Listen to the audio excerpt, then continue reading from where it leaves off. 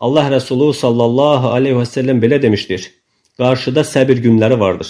O günlərdə sünnətimdən yapışan kəsə 50 nəfərin əcri vardır. Ömər radiyallahu anhu buyurdu ki, ey Allahın Resulü, bizdənmi yoxsa onlardanmı?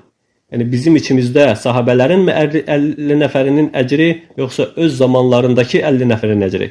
Allah Resulü sallallahu aleyhi ve sellem buyurdu ki, sizdən 50 nəfərin əcri.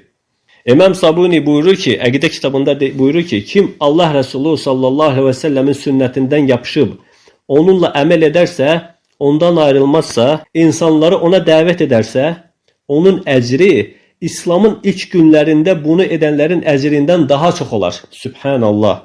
Yəni kim bu dövrlərdə sünnətə dəvət edər, sünnətdən yapışar, insanları sünnətə çağırarsa, dəvət etmək şərt deyil ki, mütləq sən çıxıb dərs danışasan, dərs verəsən, kitab yazasan, hər hansı bir şey. Yəni bunu bacarmırsansa, istənilən bir kəs bir dəvətçi ola bilər. Sənin bir məqaləni paylaşmağın, bir dərsi paylaşmağın, bir dərsi başqalarına çatdırmağın, bir hədisi başqasına oxumağın, insanları bildiyin bidətdən çəkindirməyin, bidətlərdən çəkindirən, sünnətə dəvət edən kəslərin dəvətinə dəstək verməyin dəvətin bir növüdür.